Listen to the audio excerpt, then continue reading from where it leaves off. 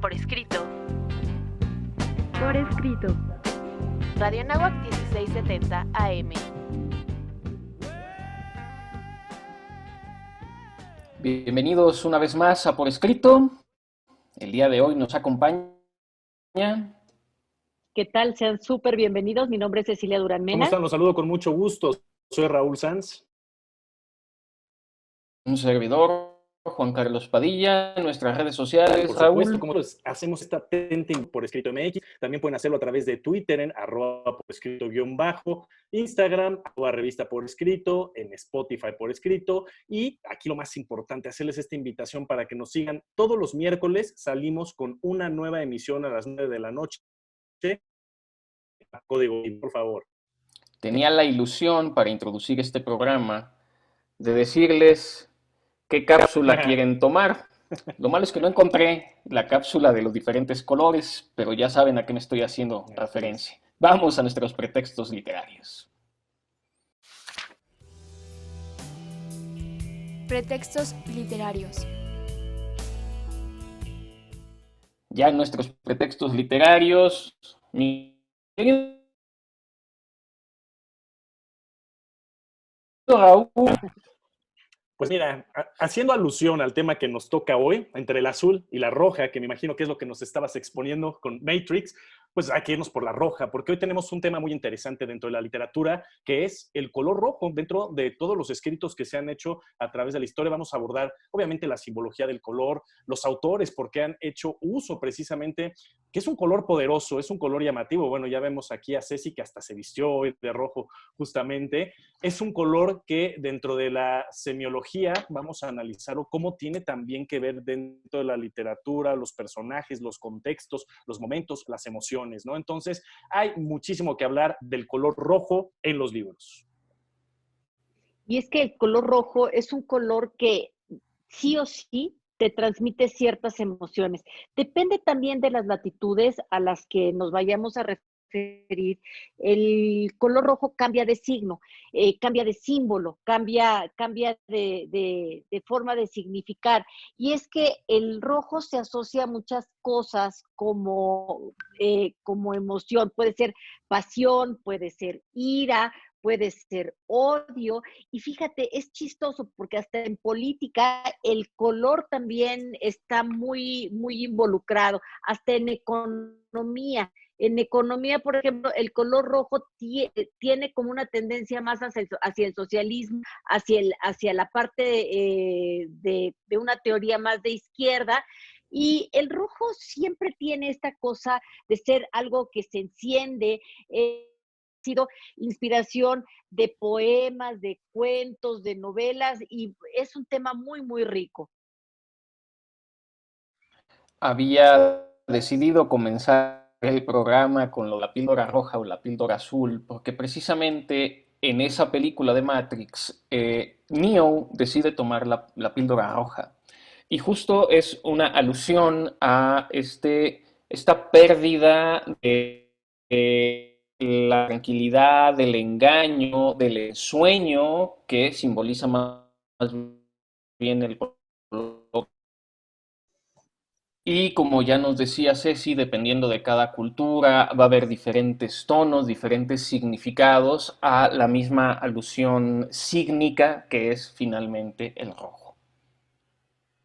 Y es algo bien curioso porque, por ejemplo, en algunos países de Europa está muy reflejado con la nacionalidad. Dinamarca, por ejemplo, el rojo es un color muy, muy nacional. Si hablamos, por ejemplo, de Francia, en Francia se está relacionando con algunos monarcas muy, muy específicos. En Japón se utiliza como símbolo de autenticidad y de felicidad. ¿Y qué creen?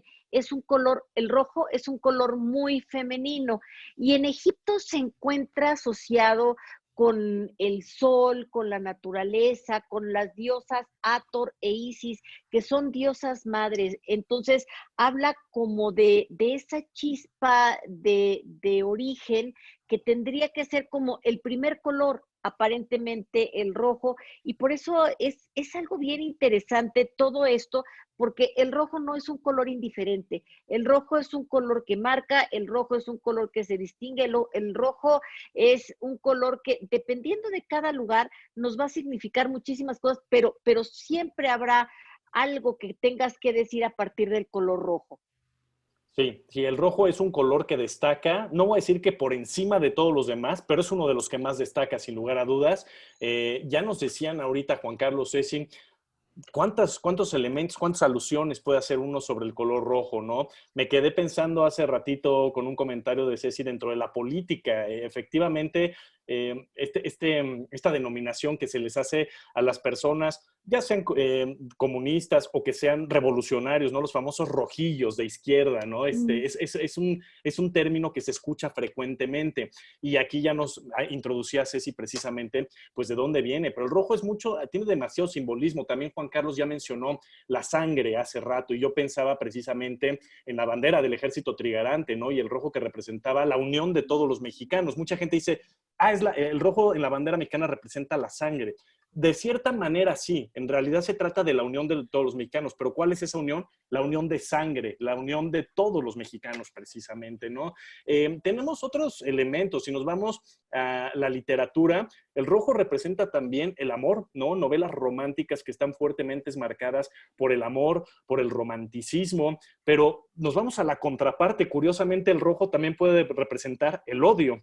Y un dato interesante es que precisamente en nuestro cerebro tenemos conectados estas dos áreas, tanto el amor como el odio están dentro de la misma parte cerebral. Entonces, hay una relación estrecha de por qué amor y por qué odio. ¿Qué más tenemos? Tenemos la violencia, tenemos la agresividad, tenemos el peligro, porque el rojo creo que Juan Carlos lo mencionó hace rato, es como explosivo, es un color caliente, un color cálido muy que se contrapone precisamente al azul, del cual no vamos a hablar hoy, pero que el azul es un color más frío, ¿no? Por lo general es más, si nos vamos a la regadera, a las llaves de agua, ¿no? Pues están marcadas el rojo para el caliente, el azul para el frío, ¿no? Entonces, el rojo tiene una cantidad de simbolismos y me parece muy interesante cómo en la literatura lo podemos reflejar a partir de las distintas culturas que tenemos.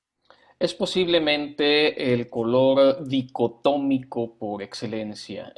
Hacía yo alusión también al tema del sol y muchas deidades relacionadas con el color rojo, ya se mencionaba en Egipto. Estoy pensando también en Egipto, el emperador Akenatón, que será el primero que va a introducir la idea del monoteísmo en Egipto.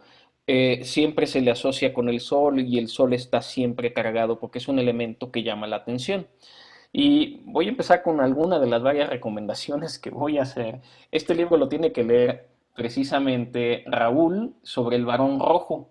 Curiosamente, el varón rojo pintó intencionalmente su aeroplano para ser visible, para que la gente, los pilotos, cuando vieran el avión rojo de Manfred von Richthofen, supieran quién los estaba persiguiendo y quién era quien los iba a eliminar. Es un precisamente color distintivo y por eso el varón rojo utiliza ese color para poderlo hacer. Yo no sé si Raúl conocía este detalle particular del varón rojo, si nuestros amigos radioescuchas también lo conocían, pero vamos a continuación sobre el color rojo a lo desconocido. Autor desconocido. Pues rojo, tantas cosas conocidas sobre el rojo y también tantas cosas desconocidas. Les voy a hablar de la finalidad catártica del libro rojo. No muchos realmente conocen el significado del título El libro rojo, reconocido por el autor Carl Jung. Y es que les voy a platicar un poquito de la historia, de la reputación y de lo que el rojo significaba. Bueno, esta novela ha dado mucho de qué hablar a lo largo de los años.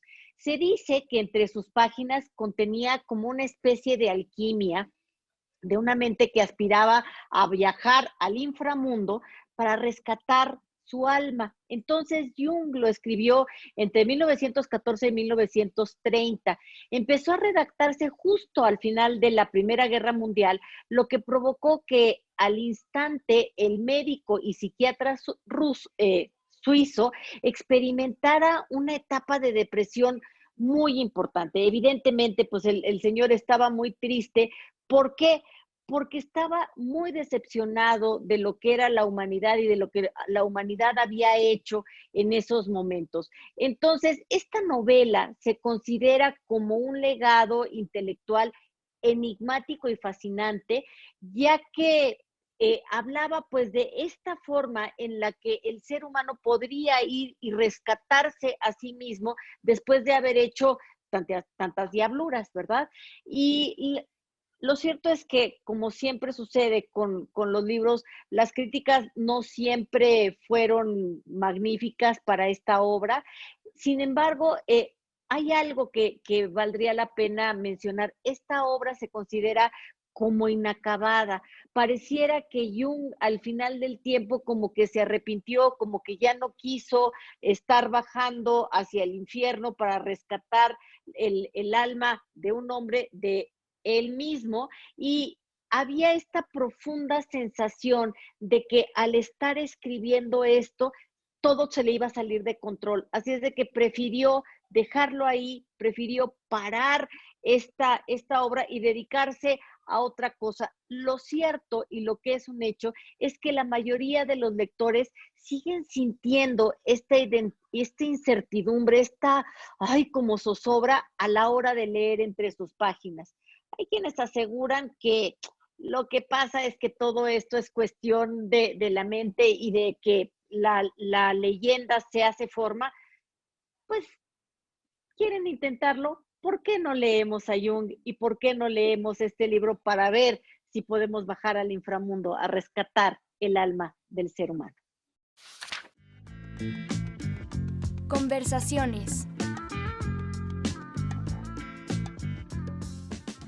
Pues ya nos tomamos la píldora roja para este programa, mi querida Ceci. ¿Cómo empezamos este descubrimiento de la realidad del color rojo? Fíjate que el rojo es un color tan como atrevido y atrayente. Ahorita estaba recordando que de repente está la leyenda de que si tú tienes hipo y te pones un hilo rojo en la frente, se te va a quitar el hipo. Entonces tiene que ver con superstición, pero también tiene que ver con significados, con tradiciones. Y fíjate que hay un libro bien interesante que con este me gustaría empezar, que es El porqué del color rojo de Francisco Vescós. Este se considera una obra que compone una estructura relativamente perfecta, fíjate qué chistoso, ya que se va a estar alternando el punto de vista de cada uno de los personajes y suceden con una precisión casi perfecta. Y entonces se trata de las pesquisas que hace la Guardia Civil en vida real. O sea, este es un testimonio que se está considerando que todos los personajes son identificables y perfectamente armados, y además de que tiene un final totalmente inesperado. Pues el rojo sirve aquí como telón de fondo de esta como cajita de relojería muy interesante. Sí, bien lo dices, como telón de fondo, color rojo, por supuesto que nos ayuda para iniciar con estas conversaciones. Yo quisiera iniciar, ya lo platicábamos brevemente en Metaliterario, pero me parece increíble este cuento de niños, y lo pongo así entre comillas, que es Caperucita Roja, ¿no? Porque, por supuesto, hasta el título ya nos está nombrando este color del que estamos hablando el día de hoy. Sin embargo, hay que decir que Caperucita Roja, en realidad, el rojo que hace alusión, primero empezó de manera oral esta tradición, más adelante iban a hacer sus propias versiones Charles Perrault y los hermanos Grimm, respectivamente, pero hay que decir que el rojo en este cuento, el que no es tanto para niños, es un color que representa la sangre, que representa la violencia en sí, porque en las historias originales, particularmente yo creo que la de, primero la original, la que es de manera oral. Cabe decir que el lobo, una vez que ya se comió a la abuelita y llega Caperucita Roja a la casa, lo que le ofrece, y Caperucita Roja no es una niña originalmente, es una joven, y lo que le ofrece originalmente es comer carne y tomar vino, que la carne es de la abuela descuartizada y el vino es la sangre de la abuela, justamente. Ya en las versiones más adelante de Charles Perrault, que también es bastante cruda, ¿no? Pues estamos hablando de nueva cuenta del color rojo como un color intenso, con un color de sangre, de violencia, incluso hasta de muerte, porque en la versión de Perrault, el lobo sí se come a Caperucita Roja. El objetivo era demostrarle a los niños de aquel entonces una lección, una moraleja de tengan cuidado, nunca se vayan con desconocidos, ¿no? Y ya la versión de los hermanos Grimm es menos trágica que las que acabo de platicar hace un instante. Entonces, ahí ya tenemos una historia, lo vuelvo a poner entre comillas, que teóricamente es para niños, y ahí está la representación del rojo. Y esto me lleva a colación a hablar un poco sobre La Bella Durmiente, que también es un cuento que inicia de manera oral, se va transmitiendo, y incluso en el ballet de Tchaikovsky, en el tercer acto, precisamente aparecen tanto el lobo feroz como Caperucita Roja, ¿no? Y esto me viene a la mente una frase dentro de la historia de La Bella Durmiente, cuando están describiendo la belleza de Aurora, del personaje central, y me permito citarlo aquí, que dice: es de asombrosa belleza, tiene cabellos dorados cual rayos de sol y rojos labios cual carmín, ¿no? Entonces ahí quedan dos historias para niños. Bien, vamos a trabajar un poquito más el rojo. Voy a adentrarla ahorita más con dos pequeñas novelas que están relacionadas con el crimen y con pues, toda esta parte más de suspenso, ¿no? Una de ellas se llama Rojo, una novela de policías, crímenes, misterio y suspenso de Pablo Poveda. Y la otra es Cosecha Roja de Dashiell Hammett, una novela que gira alrededor del mundo de los gángsters. Y es que también podemos hacer referencia al rastro rojo que van dejando muchas veces las víctimas de todo este tipo de circunstancias entre gángsters y crímenes, o un poco también haciendo alusión a Jack el Destripador, como va dejando uno un rastro rojo que hace referencia a esta violencia literaria. Y mira, tienes toda la razón del mundo, Juan Carlos, porque no solamente a cuestiones de detectives, porque Dashiell Hammett es terrible y tiene descripciones como estas que nos hacía Raúl hace ratito, pero también tiene que ver mucho con la guerra. El libro Rojo de México, que es de Vicente Rivapalacio y de Manuel Paino, fue un libro que se escribió en 1870 y aquí los autores están tratando de ilustrar cómo se vivió este siglo de tanta inestabilidad, de tantas guerras, de diversas invasiones, de revoluciones que se fueron viviendo en este tiempo, y además parece lo más parecido a una especie de colección de distintos sacrificios realizados a partir del reencuentro de muertos. Entonces, esto tiene que ver con violencia, tiene que ver con algo espectral, tiene que ver también con la sangre, sin duda, con la violencia, y pues ha sido catalogado como uno de los textos más desgarradores de la literatura mexicana. Ahorita que Juan Carlos nos platicaba sobre la novela Rojo, ¿no? Esta novela de policías de Pablo Poveda, me hizo pensar, a lo mejor la has leído tú, Ceci, porque sé que te gusta mucho Paul Auster, y me hizo pensar en la novela de Fantasmas, que tiene una semejanza con esto que describió Juan Carlos, que trata precisamente de un detective privado llamado Azul, entrenado por Castaño, que investiga a un hombre llamado Negro en un apartamento de la calle Naranja para un cliente llamado Blanco, ¿no? Entonces, ahí jugó precisamente con los colores y me hizo recordar mucho, Juan Carlos, esta novela que es muy buena, se la recomiendo si no la han leído, es muy buena. Pero esos ya son otros colores que se salen del rojo, curiosamente ahí no aparece el rojo. Pero una historia, y yo sé que a Juan Carlos también le fascina, que para mí es de mis favoritas, que tienen que ver con el color rojo, es el cuento de Edgar Allan Poe, La Máscara de la Muerte Roja, ¿no? Porque ahí el rojo está plasmado en un mundo de elementos, empezando obviamente por la peste, que es de color rojo, que hace alusión a una condición que se llama hematidrosis, que precisamente es causar un sudor con sangre, ¿no? Y entonces la peste precisamente se le llama así por esta condición de sudar gotas de sangre. Pero ya una vez, ya muchos conocemos la historia, ¿no? Cuando Próspero llama a todo su séquito para guardarse en la abadía y protegerse y creyendo que ahí se iban a salvar de la muerte roja, como se le conoce, pues eventualmente hay muchos otros significados del rojo, ¿no? Empezando de todos los 7 salones de colores que demuestra o que exhibe este cuento, pues el más importante obviamente es la última sala, la que es la séptima, decorada en negro, iluminada por una luz escarlata, y justamente escarlata a eso se refiere, a un color oscuro de sangre. Entonces ahí ya hay elementos nuevamente interesantes con el rojo. Y finalmente, pues lo que sabemos, ¿no? Después en el baile de las máscaras, a la medianoche precisamente entra esta figura vestida de color oscuro, pero salpicada en sangre. Y finalmente, pues cuando le quitan, ¿no? Ya sabemos la máscara que hace alusión a un cadáver precisamente, pues se trataba precisamente de la muerte roja, ¿no? Y termina. Y las tinieblas y la corrupción y la muerte roja lo dominaron todo.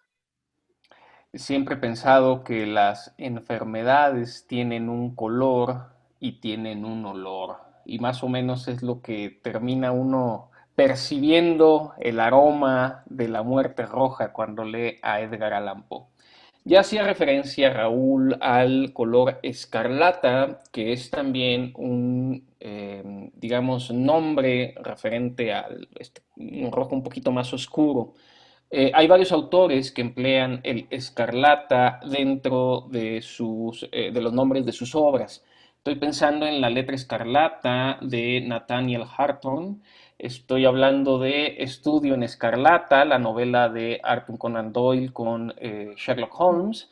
La Pimpinela Escarlata de la autora, la baronesa Emma Orczy. Y finalmente La Plaga Escarlata, escrita por Jack London. El escarlata también es este color, y ahorita recordé a mi hermana que una vez escabrosamente, hace muchos años, vivíamos todos en casa de mis papás y de repente baja las escaleras, muerta de risa, como fuera de sí. Y ahorita voy a hablar en la siguiente intervención que tenga de la locura y el rojo. Baja y de repente pregunta, ¿qué es la muerte escarlata? Y se empieza a reír y estamos todos desayunando y nos quedamos todos, ¿qué le pasa a mi hermana? Bueno, finalmente un poquito estaba enloquecida mi hermana, estaba leyendo un libro donde había una muerte escarlata. Y hablando, fíjate, de otro tipo de relaciones que se hacen con el color rojo, los pelirrojos. Y en este caso hay una novela muy, muy bonita de Orhan Pamuk que se llama La mujer de pelo rojo. Esta es, como todo lo que hace Pamuk, se refiere a la ciudad de Estambul y es, digamos, una especie de fábula de una tragedia contemporánea de un rito mitológico muy adentrado en la tradición turca, y entonces como que Pamuk la tropicaliza, la actualiza, y la historia entonces se trata de un maestro y un joven aprendiz que se aventura para encontrar agua en una llanura estéril. Sin embargo, al no tener suerte, va a pasar algo que va a estar completamente relacionado con una mujer de color rojo. Es estupenda, estupenda novela. Fue una de las novelas que de repente le trajeron mucha, mucha fama a Pamuk antes de que él ganara el Nobel de Literatura. Para mí, uno de mis autores favoritos es Thomas Harris. ¿Y por qué? Porque es el creador de uno de mis personajes favoritos, que es Hannibal Lecter. Tanto en los libros, he leído toda la tetralogía, también he visto las películas, que me parecen en términos generales muy buenas adaptaciones, particularmente la del Silencio de los Inocentes es una joya. Pero curiosamente, el primer libro de esta tetralogía es Dragón Rojo, que nos cuenta un poco la historia de un asesino en serie, ¿no? Un asesino que justamente va a ser perseguido y tratar de ser capturado por el detective de nombre Will Graham, que va a salir también en otras partes de la saga. Pero aquí lo interesante del Dragón Rojo es por qué se llama así, Dragón Rojo. Porque este asesino, curiosamente, tenía obviamente un problema, ¿no? Y él se sentía hacer referencia a una pintura conocida de William Blake, que es el gran dragón rojo y la mujer revestida de sol. Incluso hasta tenía tatuado en la espalda esta pintura para verse más musculoso. No sé si han visto alguna vez esta pintura, si no, ahí luego búsquenla cuando puedan, de William Blake, el gran dragón rojo y la mujer revestida de sol. Y entonces, por eso hace alusión, es un asesino que también tenía otra denominación en la historia, que era el hada de los dientes. No les voy a spoilear más porque vale la pena leer esta obra, pero es curiosamente la primera. Y en la cinematografía decidieron llevar a cabo la realización primero del Silencio de los Inocentes. Posteriormente se lanzó ya esta historia de Dragón Rojo. Pero aquí nos adentra justamente a la psicología de Hannibal Lecter, luchando continuamente con el personaje de Will Graham. Muy interesante esta historia y la recomiendo ampliamente. Stephen Crane tiene una novela que se llama La roja insignia del coraje, y es que el coraje también es rojo. Estoy también pensando en Rojo y Negro de Stendhal, en el que el rojo en este caso tiene un significado más político, juvenil, rojillo, y el negro en este caso, en la novela de Stendhal, hace más bien alusión a los sacerdotes y este conflicto un poco entre el comunismo y, digamos, esta lucha ahora sí que de poderes y de formas de pensar la política. Y bueno, ya vamos a comenzar con nuestras recomendaciones. Yo quiero recomendarles una obra de Leónidas Andreyev, que después de Dostoyevsky es el mejor autor ruso. Se llama Risa Roja. Y Risa Roja habla de la locura de los soldados.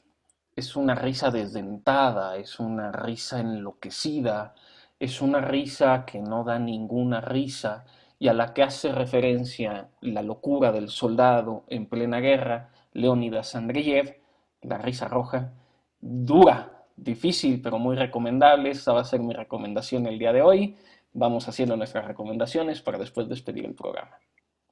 Yo quisiera recomendar La corte del zar rojo de Simón Sebag de Montefiori. ¿Por qué?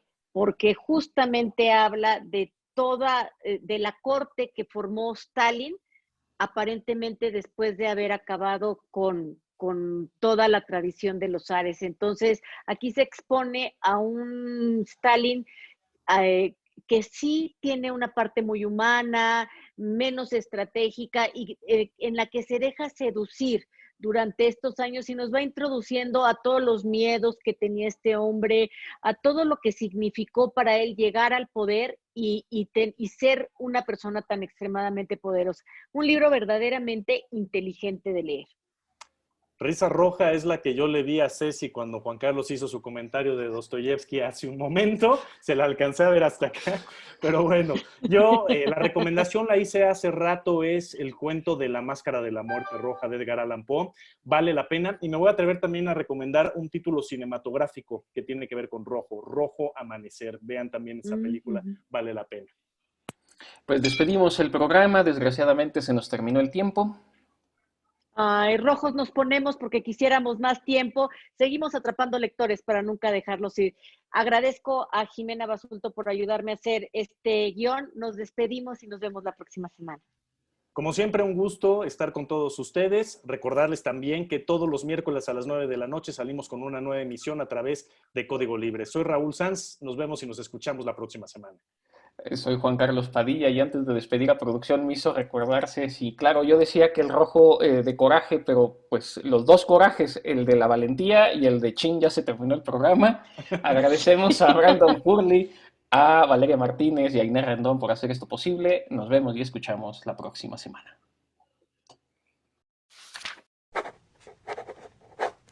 Ultimátum.